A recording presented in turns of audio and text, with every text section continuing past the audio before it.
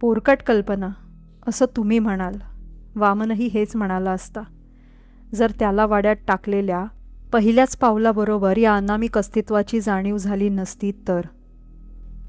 पण ती जाणीव झाली होती, अस्पष्ट, व्याख्या न करता येण्यासारखी, पण संशयाच्या पलीकडची. वाडा रिकामा दिसत होता, पण रिकामा नव्हता. दारं खिडक्या बंद असतील, अंधार असेल, पण वाडा रिकामा नव्हता. जिन्यावरून कुणीतरी खाली येत होतं, मोठमोठ्या खोल्यांतून कुणीतरी वावरत होतं, वरच्या मजल्याच्या खिडकीतून चौकात वाकून पाहत होतं, पण परत येरझऱ्या घालीत होतं. एखाद्या अस्पष्ट सुगंधासारखी किंवा अंधुक प्रकाशासारखी किंवा क्षीण आवाजासारखी ही जाणीव होती. कळती न कळतीशी वाटणारी, पण मनाला संशयाला जागा न ठेवणारी. त्याच्या मानेवरचे केस एकदम शहारून उभे राहिले होते. तेव्हाच त्याने मनाशी ठरवलं होतं, उर्मिलाला यात जागा नाही. त्याला स्वतःलाच हे पाहायला हवे होतं. अंधारात एकाकी उमललेलं हे अनैसर्गिक जीवनपुष्प. त्याचा रंग, रूप, आकार, तोंडवळा, चेहरा मोहरा वामनला स्वतःला पाहायचा होता. केव्हा दिसेल, कसा दिसेल, त्याला काही माहीत नव्हतं, पण तो प्रयत्न तर अवश्य करणार होता. वरपासून खालपर्यंत वाडा साफ करायला 3 दिवस लागले. हे 3 दिवसांव्यतिरिक्त वामन वाड्यात येतच नव्हता. एकदा सर्वत्र स्वच्छता झाली की मग त्याचा पहारा सुरू होईल. वाड्यात वावरणाऱ्या त्याला या आक्रमणाची कल्पना आली असेल. नसली आली तर लवकरच येईल, कारण वामन तिथे ठिय्या मांडून बसणार होता. या शोधाच्या शेवटास काय आहे याची त्याला कल्पना नव्हती, पण तो शेवटपर्यंत शोध तर घेणारच होता.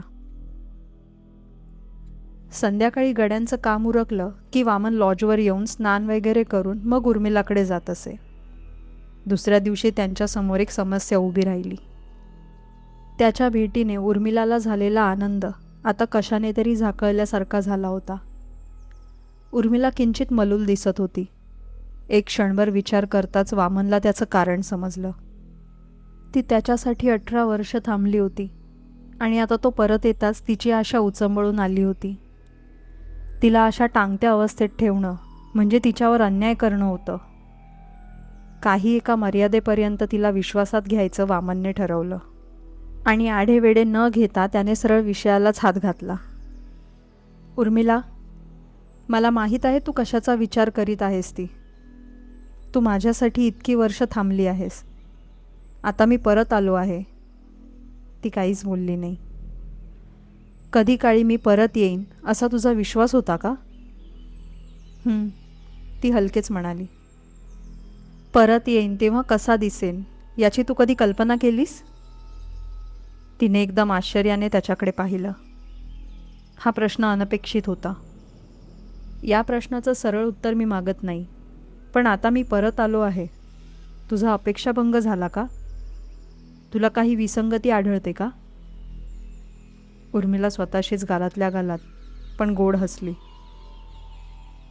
माझी अपेक्षा वेगळी होती हे खरं, पण मी याला अपेक्षाभंग म्हणणार नाही. तुम्ही कसेही असतात तरी मला आवडला असतात. कसाही? वामनने खोचून विचारलं. हो, कसेही. पण इथेच राहिलो असतो तर हे तुला जास्त आवडलं असतं ना? पुन्हा एकदा तिच्या चेहऱ्यावरून अस्पष्ट अशी गडद छाया गेली. मी कसं सांगू, पण शेवटी तुम्ही माझ्याकडे आलात ना. शेवटी आपली गाठ पडलीच ना. आणि मग अगदी हलक्या आवाजात, काही काही वेळा मला वाटतं ते होतं ते आपल्या बऱ्याकरता होतं. त्याचाच आपण मोकळ्या मनाने स्वीकार करावा. तिचं हे जरासं सात्विक आणि अगम्य विधान वामनच्या मनात अनेक दिवस घोळत राहणार होतं. आता तो एकदम गंभीर झाला. उर्मिला, तुझ्यावर माझं जे प्रेम होतं त्याच्याशी मी कधी प्रतारणा केली नाही. गेली 18 वर्ष मी एकटा वावरत आहे. मी काही संत महात्मा नाही. जीवनातल्या शारीरिक आकर्षणांना मी फारसा रोखून धरण्याचा प्रयत्न केला नाही.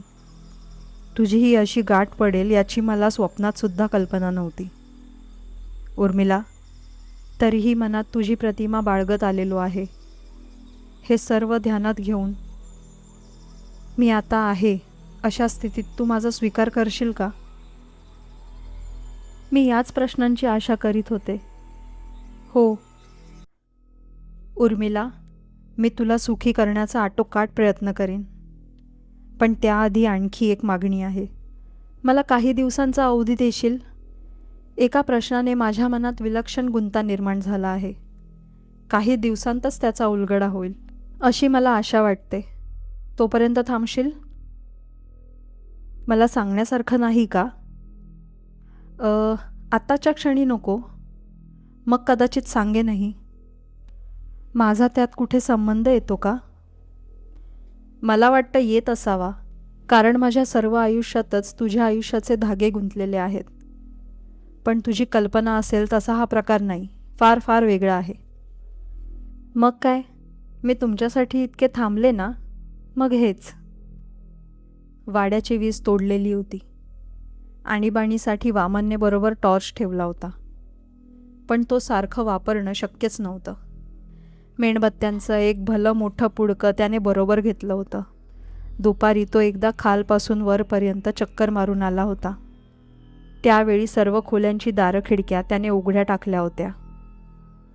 आता कुठे घरातला कुंदपणा जरा जरा कमी व्हायला लागला होता. फारसं सामान नव्हतंच, जे होतं ते त्याने गड्याकरवी भिंतीला लावून ठेवलं होतं. कोणत्याही खोलीत उभं राहिलं तरी त्या बाजूची खोल्यांचे रांगचे रांग समोर पसरत गेलेली दिसत असे. प्रत्येक मजल्यावरच्या 12 खोल्या, अशा एकंदर 36 खोल्या होत्या. एवढ्या सर्व खोल्यांची दारं खिडक्या उघडायची आणि मग रात्रीच्या भेटीत बंद करायची, असा त्याचा प्लॅन होता. हे एक मोठंच काम होतं, पण महत्त्वाचं म्हणजे त्याचा वेळ जायला ते एक साधन होतं आणि वेळी अवेळी त्याच्या वाड्यात जाण्याला एक सबळ कारणही मिळणार होतं. वामन शिष्टाचाराला जपणारा गृहस्थ होता. तेव्हा मग त्या रात्रीची पहिली भेट. मोठं दार त्याने आपल्या मागे लावून घेतलं आणि टॉर्च ऑन केला. बाहेरच हमरस्त्यावरचा गडगडाट एकदम काटला गेला होता आणि त्याच्या भोवती गाढ शांतता पसरली होती.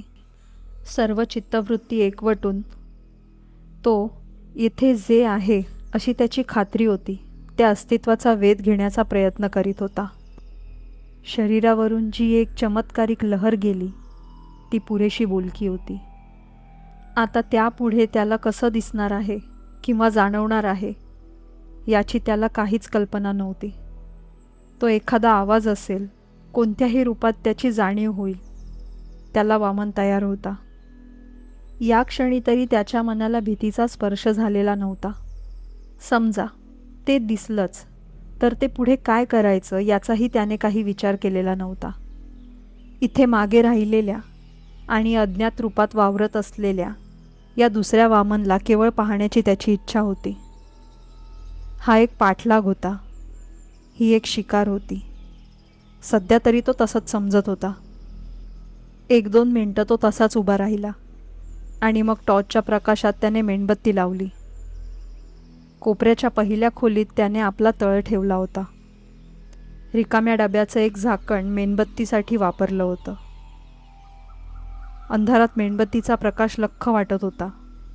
प्रकाशाचा कोन जरा अनपेक्षितच होता. फर्निचरवरच्या सावल्या अपरिचित वाटत होत्या. मध्येच एखादी लहानशी झुळूक येत होती. ज्योत फडफडत होती. त्याबरोबर सर्व सावल्या संथपणे हेलकावे खात होत्या. वामनने मनातल्या विचारांचा मागोवा घेतला. एक उत्सुकता होती, अपेक्षाही होती, पण भीती नव्हती. भीतीचं कारणही नव्हतं, कारण हा दुसरा आविष्कार त्याचाच होता. तेव्हा त्याच्या स्वतःपासूनच त्याला कशाचं भय असणार? निदान त्यावेळी तरी त्याला असंच वाटत होतं. मेणबत्ती हातात घेऊन त्याने सर्व वाड्याला चक्कर मारली. अगदी वरच्या मजल्यापासून खालपर्यंत एक एक खिडकी आणि मग एकेका खोलीचं दार आपल्या मागे लावून घेत तो खालपर्यंत आला. बंद आणि निर्जन असलेल्या या घरात बाहेरून जर कोणाला हलता प्रकाश दिसला असता तर त्याची काहीतरी भलतीच समजूत होईल याबद्दल वामनला शंका नव्हती. पण शेवटी तो मालक होता. काय हवं ते करायला तो स्वतंत्र होता. उपक्रमाची ही केवळ सुरुवात होती. पहिल्या प्रयत्नातच यश येईल असं त्याला वाटलंच नव्हतं. पण रात्रीच्या त्या वास्तव्यात त्या दुसऱ्या अस्तित्वाची वामनला निसंशय चाहूल लागली होती. याच अवकाशात, याच क्षणी त्याच्याशिवाय आणखी कोणीतरी तिथे वावरत होतं. अजून ते समोरासमोर आलं नव्हतं. अजून तो बुजत असेल, संकोच करीत असेल, पण आज ना उद्या केव्हा तरी आपण त्याचा पिछा सोडत नाही असं समजल्यावर तो आपल्याला सामोरा येणारच, वामनची खात्री होती. आणि त्या क्षणासाठी थांबायला त्याच्यापाशी वेळ होता. उर्मिलाशी झालेल्या भेटीत त्याच्या 18 वर्षांचा भ्रमंतीचा विषय हमखास निघत असे. त्या दोघांना दूर ठेवणारी ती सर्वात महत्त्वाची घटना वाटत होती. पण आज उर्मिला जे बोलली ते वामनला पूर्ण अनपेक्षित होतं. ती मध्येच म्हणाली, तुम्हाला असं कधी वाटतं का हो, की तुम्ही इथेच राहिला असतात तर तुमचं आयुष्य अगदी वेगळ्या मार्गानं गेलं असतं? तुम्ही आज जवळजवळ अगदी वेगळी व्यक्ती झाला असतात. किती चमत्कारिक प्रश्न, अगदी त्याच्या मनातला नेमका विचार. माझ्या मनात तर तो विचार राहून राहून येत असतो, पण तू यावर विचार करत असशील असं मात्र मला नव्हतं वाटलं. का नाही विचार करणार? ती जरा रागाने म्हणाली. शेवटी सारं आयुष्यच तुमच्या भोवती फिरत नव्हतं का? अजूनही फिरतंय. आणि मग जरा नजर लांबवत खिळवत ती सावकाश सावकाश म्हणाली,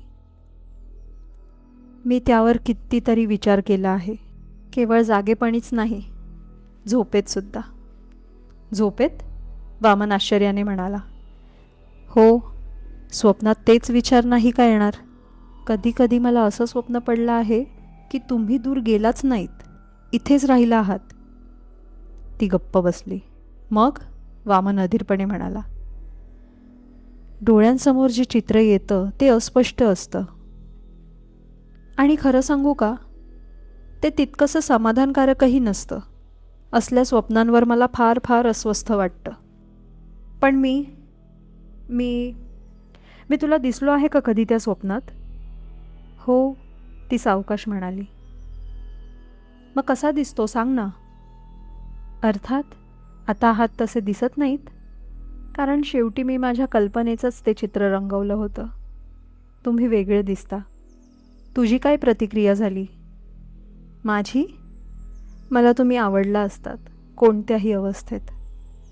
पण आता मी प्रत्यक्ष हजर झाल्यावर तुम्ही असे अवचित याल ही काय कल्पना? तोपर्यंत मला तुम्ही फक्त माझ्या स्वप्नात दिसत होतात आणि तसेही आवडत होतात. पण कसा दिसत होतो सांग ना? त्याला आपलं नवल वाटलं. वेगळे आणि जरासे कठोर, जरा रागीट. तू काहीतरी लपून ठेवते आहेस. खरंच नाही हो. स्वप्नाची अशी चिरफाड कधी करतात का? आणि आता तुम्ही प्रत्यक्ष आला आहात ना, हातच्या कंकणाला आरसा कशाला हवा? आपली निराशा त्याला लपवता आली नाही. उर्मिला, खरं सांगू का, मलाही ते एक कोडं वाटतं. मी इथून गेलोच नसतो तर माझं काय झालं असतं? मला पैसा मिळाला असता का? सत्ता मिळाली असती का? सुख लाभलं असतं का? जीवाला बेचैन करणारे प्रश्न. त्यांची उत्तरं कायम अज्ञातच राहणारे आहेत का? एखादं बंद पाकिट न उघडताच नाहीसं करून टाकलं की मनाला कशी हुरहुर लागते ना, तसंच माझं होतं. त्याच्या अभिनिवेशाचं आता तिला नवल वाटत होतं. इतकं का तुम्ही ते मनावर घेता? हो, मला सारखं वाटतं की माझ्यातलाच काही भाग मला सापडत नाही. माझ्यातलंच काहीतरी हरवलं आहे. तिच्या चेहऱ्यावर उमटलेली काळजी त्याला दिसलीच नाही. दुसऱ्या किंवा तिसऱ्या दिवशी असेल. हातात मेणबत्ती घेऊन वामन नेहमीच्या क्रमाप्रमाणे जिना चढायला लागणार होता. जिन्याच्या खालच्या पायरीवर त्याने पायही ठेवला होता आणि त्याच क्षणी तो थबकला. अंधारात असलेल्या जिन्याच्या वरच्या टोकाकडे त्याने सहज पाहिलं होतं आणि त्याच्या काळजाला एक हिसका बसून त्याला एकदम जाणवलं होतं की तो आला आहे. त्याच्या मनात संशय उरला नव्हता. मनाच्या कोपऱ्यात एरवी किणकिणणारी ती संवेदना आता खणखणत होती. त्याची सर्व ज्ञानेंद्रिय कल्लोळ करून उठली होती. शरीराच्या या निशब्द आकंतांची त्याने अपेक्षा केली नव्हती. रोमांचिक होऊन उठलेली काया सुईच्या अग्रावर तोलल्यासारखी लटपटत होती. श्वास एकदम अडकला होता मेणबत्ती धरलेला हात कापायला लागला होता. भीती? हा कडेलोट होता. आता प्रथमच वामनला जाणवलं की आपण त्याला वामनच समजत असलो. दोघांतला बाश 18 वर्षापूर्वी तुटला आहे. दोघांची आयुष्य त्या क्षणापासून विभक्त झाली आहेत. तो इथेच राहत होता. इथला अवकाश त्याने व्यापलं होतं आणि त्याच्या या मालकीवरचं हे आक्रमण त्याला नामंजूर होतं. सांधी कोपऱ्यात इतके दिवस दडून दडून वावरणारा तो आता अधीर झाला होता. उघड्यावर त्याच्या समोर आला होता. पायरीवरचा पाय तसाच ठेवून वामन स्थिमित नजरेने वरच्या अंधाऱ्या भागाकडे पाहत होता. एक क्षणभर त्याने स्वतःशी विचार केला आणि थेट वरच्या मजल्यापर्यंत जायचं ठरवलं. पण एखाद्या वेळी धावत पळत जीव मुठीत घेऊन परत खाली यावं लागण्याची शक्यता नजरेआड करता येत नव्हती. त्या निर्वाणीच्या क्षणी बाहेरची वाट मोकळी झालेली बरी. वामन त्याच पावली माघारी फिरला. बाहेरच्या दाराला बोल्ट सरकवला. दार किंचित किलकिल करून ठेवलं. त्या फटीतून बाहेरच्या रोजच्या जगाचा एक पुसटसा आवाज त्याच्या कानावर आला. ठीक आहे. वेळ आली तर ते काही फार दूर नव्हतं. आणि मग तो परत वर निघाला. यावेळी त्याने वर पाहिलंसुद्धा नाही. धीम्या पावलांनी जिना चढायला सुरुवात केली. शेवटच्या पायरीपाशी त्याला किंचित अडखळल्यासारखं वाटलं, पण ती केवळ शरीराची प्रतिक्रिया होती. जिन्याच्या शेवटाला काहीही नव्हतं. वामनने मनाची तयारी केली होती, तरीही त्याला सुटल्यासारखं वाटलं. त्याने आपली नेहमीची फेरी सुरू केली, पण आता जरा जास्त सावधपणे. पशु जाळीतून हुसकावला गेला होता. तो आता रात्रीतून संचार करीत होता. मनातल्या बदललेल्या प्रतिमेचं त्याला नवल वाटलं नाही. रात्रीत तो कोठेही भेटण्याचा संभव होता, तेव्हा जरा सावधान. पण शेवटी प्रत्यक्ष मुकाबला न होताच तो वरपर्यंत पोहोचला. आपण एकटे नाही. 5-10 पावलं पुढे आणि मागे आणखी कोणीतरी वावरत आहे ही जाणीव त्याला प्रत्येक क्षणाला होत होती. पण प्रत्यक्ष समोर यायचं तो टाळत होता. वामनच्या मनातली चलबिचल आता बरीच कमी झाली होती. स्वतःचा गर्व नाही, तरी अभिमान वाटत होता. कदाचित त्याची जातच भेकड असेल, वामन मनाशी म्हणाला. 3ऱ्या मजल्यावरच्या सर्व खोल्यांतून तो हिंडला आणि मग रोजच्या शिररस्त्याप्रमाणे एका बाजूच्या खोलीतून सुरुवात करून सर्व खिडक्या व दारे लावत तो शेवटच्या खोलीपर्यंत आला. खोल्यांच्या शेवटच्या ओळीत तो शिरला. कोपऱ्यातल्या खोलीतून पार शेवटच्या खोलीपर्यंत नजर पोहोचत होती. एकासमोर एक उघडत जाणारी दारं, मेणबत्तीचा प्रकाश पार शेवटपर्यंत पोहोचत होता. आणि शेवटचं दार बंद होतं. दार बंद होतं. या एका साध्या घटनेचा त्याच्यावर अकल्पनीय परिणाम झाला. केवळ 5च मिनिटापूर्वी तो त्या खोलीत जाऊन आला होता. त्यावेळी त्याने दार उघडं ठेवलं होतं आणि आता त्याची पाठ फिरल्यावर हे झालं होतं. अशा एखाद्या हालचालीनेच वामन त्याचं अस्तित्व पारखून घेणार होता. जणू त्याच्यासाठी वामनने एक हा सापळाच लावला होता आणि आता जनावर सापळ्यात शिरलं होतं. का तसं नव्हतं? त्याने जाणून बुजून तर हे केलं नसेल. वामनला त्याने दिलेलं हे उघड उघड आव्हान तर नसेल. मला भेटायची, माझा चेहरा पाहायची तुझी इच्छा आहे ना? मग ये तो. मनात ध्येय असलं तर ये आणि पहा. समोरचे दार वामनला आव्हान देत होते. आणि आता वामनला समजलं की खऱ्या परीक्षेचा क्षण अजूनपर्यंत आलाच नव्हता. तो आत्ता आला होता. आता त्याच्या ध्येयाचा कस लागणार होता. ते दार उघडण्याची त्याची हिंमत होती का? एका तिरकस काळरेषेवर जीवन व्यतीत करणारी त्याची ही पडछाया आणि तो, दोघांचे जीवनमार्ग या क्षणी आणि या ठिकाणी एकत्र आले होते.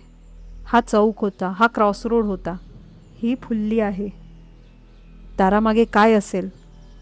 त्याच्या या अनामिक छायावृत्तीने कोणतं रूप घेतलं असेल? इतके दिवस वाड्याच्या सर्व अवकाशात पसरलेलं अस्तित्व आता एकत्रित झालं होतं. त्याच्यासाठी त्या दारामागे थांबलं होतं. भीती, सर्वकष, प्राचीन भीती म्हणजे काय हे वामनला आता समजलं. शरीरातली हाडं शेणामेणासारखी लेचीपेची झाली. रक्ताचं पाणी पाणी झालं. घसा कोरडा पडला. डोळे तारवाटल्यासारखे झाले. शरीराची हालचाल तर राहोच, तर्कशुद्ध विचारशक्तीसुद्धा नाहीशी झाली. एका फार फार पुरातन झगड्याचा हा एक नवा आविष्कार होता. काळोख्याच्या कडेवर वामन उभा होता. अजून त्याला मागे फिरण्याचं स्वतंत्र होतं का नव्हतं? त्याने महत्प्रयासाने हात उचलला, शेजारच्या चौकटीचा आधार घेतला आणि मग अवघडलेल्या अवस्थेत तसाच उभा राहून तो समोरच्या त्या बंद रहस्यमय दाराकडे पाहत राहिला. पुढे जावं का? एक क्षणभरच त्याच्या मनात विचार आला, पण त्याचा निर्णय आधीच झाला होता. ध्येयाला तारतम्याची जोड आवश्यक असते. काही एका मर्यादेपलीकडचं साहस जीवावर बेतायचा संभव असतो. तेव्हा झालं एवढं पुरे. दाराकडे तोंड करून वामन जणू त्याला सांगत होता, पुरे झालं आता, मी जातो. तुझं अस्तित्व सिद्ध करण्याची मला इच्छा होती, ती सफल झाली आहे. आपले मार्ग एकमेकांना छेदत असतील, पण चौकात आपली भेट होण्याची आवश्यकता नाही. तू आपल्या वाटेने जा, मी माझ्या मार्गाने जातो. पुन्हा आपली भेट होण्याची शक्यता नाही आणि जरुरीही नाही. मेणबत्ती हातात घेऊन वामन सावकाश वळला आणि मागे न पाहता त्याने खालची वाट धरली. नजर पुढे होती, तरी सर्व लक्ष मागच्या त्या बंद दारावर होतं. ते दार उघडण्याचा किंवा इतर कुठल्याही हालचालीचा यदाकिंचित जरी आवाज त्याच्या कानावर आला असता, तरी काय झाले असते हे सांगता येत नाही. एक एक पाऊल मोठ्या काळजीने टाकीत तो जिन्यापर्यंत आला. शरीराचे स्नायू ताणले गेले होते. कपाळावरून मानेवरून घामाच्या धारा निथळत होत्या. दात आवळले होते. जिन्याच्या कठड्यावरचा हात थरथर कापत होता. एक जिना मागे गेला. इतर खोल्यांची दारं खिडक्या लावायची होती, पण आता वामनने तो विचारही केला नाही. त्याचं सर्व लक्ष खालच्या पावलावर होतं. दुसरा जिना मागे गेला. आता एकच जिना आणि मग 10 पावलांवर दार. सुटकेचा विचार मनातून वर यायला धडपडत होता, पण वामन त्याला आत दडपत होता. ही वेळ व ही जागा अशी होती की कशाचीच खात्री देता येत नव्हती. दाराबाहेर पडेपर्यंत तो या वाड्यात होता, एवढं एकच सत्य होतं. शेवटच्या जिन्याच्या पायऱ्या तो उतरायला लागला. नकळत त्याची नजर दाराकडे गेली. उघड्या दारातील ती एक लहानशी फट त्याच्या जीवाला किती आकर्षक वाटत होती. त्याला अगदी विलक्षण मोह झाला की या शेवटच्या पायऱ्या धडाधड उतरून जावं आणि धावत दार गाठावं. तो सावकाश खाली उतरत राहिला. शेवटची पायरी उतरला आणि मग दाराकडे जाण्यासाठी वळला, तेव्हा त्याला तो दिसला. त्याच्या आसपास अंधार झाकळल्यासारखा वाटत होता. त्याच्यावरून अजूनही अंधाराचा एखादा पदर धुक्यासारखा सरकत होता, पण आता तो स्पष्ट दिसत होता. त्याच्याबद्दल कोणताही संदेह नव्हता. वामनच्या मनात एकच विचार होता, म्हणजे वरच्या त्या भेटीने त्याचं समाधान झालेलं नाही तर त्याच त्या आव्हानाची ही आणखी पुढची पायरी होती तर. मघाच्या प्रतिक्रियेनं वामनचं शरीर पिळून निघाल्यासारखं कोरडं पडलं होतं. आता आत जणू भावनांचा ओलावाच शिल्लक नव्हता, पण पोटात काही नसलं की कोरड्या ओकाऱ्या येतातच, तसेच त्याच्या त्या हतबल शरीराला धक्के बसतच होते. दारापाशी त्याची वाट अडवून उभा राहिलेला तो. वामनला माहीत होतं की त्याच्यावरून पुढे जायचं आता आपल्याला त्राणच उरलेले नाही. तो होता तिथेच उभा राहिला आणि अशा विमनस्क परिस्थितीतही डोळे पाहण्याचं कार्य करीतच होतं. तो उत्तम नव्हे, रुबाबदार पेहरावात होता का कुणास ठाऊक, पण आता त्याने आपला चेहरा हातांनी झाकून घेतला होता. दोन्ही हातांच्या त्या अंगठ्या हिऱ्यांच्या असल्या पाहिजेत. मेणबत्तीच्या क्षीण प्रकाशातही त्या लक्कन चमकून उठत होत्या. तेव्हा एका प्रश्नाचं उत्तर तर मिळालं होतं. संपत्तीची त्याला कधी वाण भासली नव्हती, पण त्याने तोंड का झाकून घेतलं होतं? वामनसमोर उभं राहण्याची त्याला शरम वाटत होती. उर्मिला काय म्हणाली होती? तो कठोर वाटला होता. आपल्या मनात कोणते विचार येत आहेत हेच वामनला कळेनासे झालं. असं वाटत होतं की खरा आणि खोटा काळ यांना जोडणारा एक पूल आहे. या पुलावरून काहीतरी इकडे येणार आहे, असत्य जगातून सत्यसृष्टीत. त्या भयानक घटनेची प्रतीक्षा त्याच्या जीवाला काच लावत होती.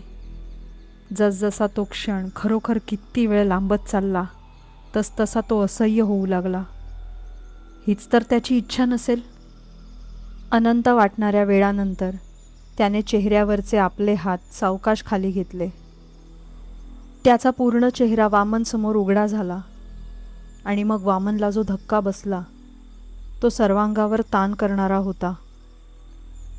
डोळे फाड फाडून तो समोरच्या चेहऱ्याकडे पाहत होता, कारण तो चेहरा त्याचा नव्हताच. लालसेने आणि विकराने त्यावर आपल्या खोल रेषा कोरल्या होत्या. डोळ्यात मद आणि गर्व होता. ओठ तिरस्काराने दुमडले होते. नाही नाही, हा वामन नव्हेच. त्याची फसवणूक झाली होती. शोधाचा शेवट भलताच झाला होता. आपल्या सर्व संवेदना स्वतःभोवती चक्रावत फिरत असल्यासारखं वामनला वाटलं. तोल टिकवण्यासाठी मनाचा शेवटचा प्रयत्न फसणार असं वाटायला लागलं. कारण एखाद्या मोठ्या मोठ्या होत जाणाऱ्या चित्रासारखा समोरचा तो चेहरा अंधारातून जवळजवळ येत होता. शरीराच्या क्षीणपणाचं कारण वामनला आत्ता समजलं. या सद्रव्य रानटी पक्षेपासाठी वामनच्या शरीरातील शक्ती वापरली जात होती. पूर्वी केव्हा तरी त्यांच्या दोघात अद्वैत असेल. आता वामनने ते नातं झिडकारले होते. तरीही तो एखाद्या बांडगुळासारखा अजून वामनच्याच जीवनशक्तीचे शोषण करीत होता.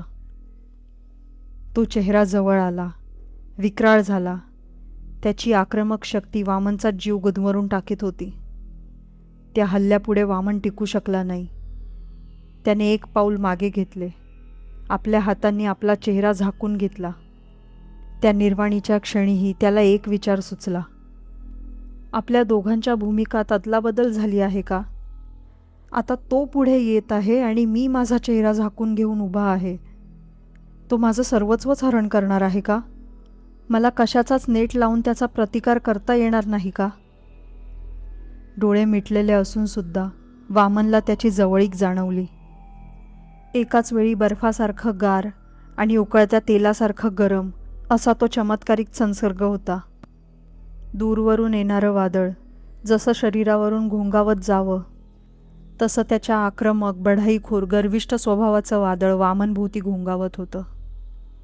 वामन इथेच राहिला असता तर कसा झाला असता हे त्याला पाहायचं होतं ना. मग एखाद्या झिरझिरीत पडद्यातून हवा जावी तशी वर्षामागून वर्ष त्याच्या जाणीवेतून सरकत होती. आणि वामनने जे काही पाहिलं किंवा पाहिल्यासारखं वाटलं त्याने त्याचा जीव घृणा, तिरस्कार याने काठोकाठ भरून गेला. जीवनाला अहोटी लागली होती. त्याचं सर्वस्व एका प्रचंड भुकेल्या सर्वग्राही काळ्या लाटेत शोषलं जात होतं. त्याच्या मनात शेवटचा विचार आला तो समाधानाचा होता. हे आयुष्य मी जगलो नाही, जगण्याची शक्यता होती. पण देवाच्या कृपेने वेळीच दूर गेलो आणि या साऱ्यातून बचावलो. मग त्याची शुद्ध हरपली. जेव्हा अस्मिताच लोप पावते तेव्हा राग, लोभ, आशा, निराशा, प्रेम, विरह, भीती किंवा निश्चिंती या विकारांना काय अर्थ? जाणीवच नव्हती तेव्हा इतर कशाला काहीच अर्थ नव्हता. या नरकाच्या शांततेत खळबळ माजत होती ती त्याच्या नावाने आलेल्या हाकांनी, त्याच्या शरीराला होणाऱ्या स्पर्शांनी. मोठ्या कष्टाने वामनने सर्व भान एकत्र आणलं आणि डोळे उघडले. त्याच्या चेहऱ्यापासून अगदी जवळ उर्मिलाचा चेहरा होता. सकाळची उन्हं खोलीत आली होती. त्यांनी तिच्या चेहऱ्याभोवती एक सोनेरी महिरप उभी केली होती. काळजीने ग्रासलेले तिचे काळेभोर डोळे त्याच्यावर एकटक खेळले होते. त्याने डोळे उघडताच ती एकदम हसली, डोळ्यात पाणी असून सुद्धा.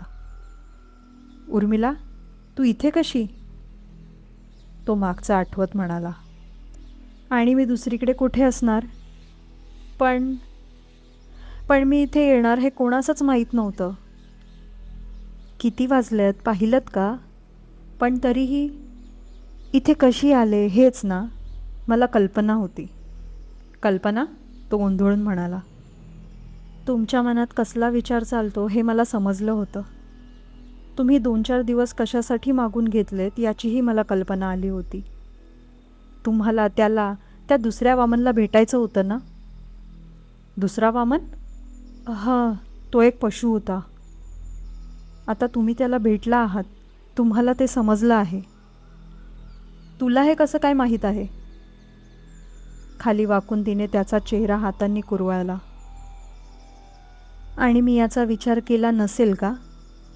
तुम्ही असे गेलाच नसतात, इथेच राहिला असतात तर काय झालं असतं याचा मी कधी विचार केला नाही का? केला, 1000 वेळा केला. आणि काय? ती थांबताच वामनने विचारलं. मलाही तो दिसला आहे, ती अगदी हलक्या आवाजात म्हणाली. तो दिसला असेल पण तो वामन नाही. दबा धरून बसलेला कोणता तरी हिंस्र प्राणी आहे. केवळ त्या आठवणीनेही वामनचं अंग शहारून उठलं आणि मग त्याला एक भयंकर विचार सुचला. आणि उर्मिला, समज मी इथे राहिलो असतो, तसा झालो असतो, तरी तू माझा स्वीकार केला असतास? हो, ती न अडखळता म्हणाली. आणि वामन निशब्द झाला. हा असीम निस्वार्थीपणा त्याच्या आकलनापलीकडचा होता. तो तिच्याकडे केवळ पाहतच राहिला. आणि मग उर्मिला मोकळेपणाने हसली. जर तरच्या गोष्टी माणसाने करू नयेत. पण समजा तुम्ही म्हणता तसं झालं असतं, तो इतका दुष्ट निघाला असता का? मला वाटतं की नाही. तुम्ही इथून जाताना आपला राग, आपली निराशा, आपली विफलता हेच मागे ठेवून गेला होतात. याच बीजातून त्याचं हे आत्ताचं व्यक्तिमत्व साकार झालं आहे. त्याच्यात मुळापासूनच चांगुलपणा, औदार्याचा, समजूतपणाचा एवढासा अंशही नाही. मग त्यापासून काय निष्पन्न होईल अशी अपेक्षा करायची?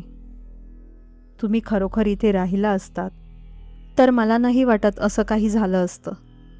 पण तरीही झालं ते उत्तमच झालं. वामनने मान हलवली. तेव्हा त्याला दिसलं की उर्मिलाने त्याचं मस्तक आपल्या मांडीवर घेतलेलं आहे. आडवा आणि उभा सर्व प्रवास करून तो शेवटी इथे पोचला होता. मनातल्या सर्व शंका आता फिटल्या होत्या. एजंटला आता या वाड्याचं काय करायचं ते करू देत, तो स्वतःशी म्हणाला. माझा त्याच्याशी वर्षानुवर्षाचा जखडलेला संबंध आज संपला आहे. मी आता मोकळा झालो आहे नवे पाश जोडायला. हात वर करून त्याने उर्मिलाचे मस्तक खाली घेतले. तिच्या या प्रश्नाचं उत्तर त्याला अजून द्यायचंच होतं. तिचे काळेभोर डोळे जवळ आले तेव्हा त्याला वाटलं, या उत्तराचं आणखी एक रहस्य दडलेलं आहे आणि त्या रहस्याचा शोध घेण्यात सारा जन्म जाणार आहे. स्थळात आणि अकलात तो हरवला होता. तेव्हा दरवेळी उर्मिलानेच त्याला खेचून परत आणलं होतं. आता त्याच्यावर तिचा एकटीचाच सर्वस्वी हक्क होता. त्याची आता फक्त नाममात्र कबुली द्यायची होती.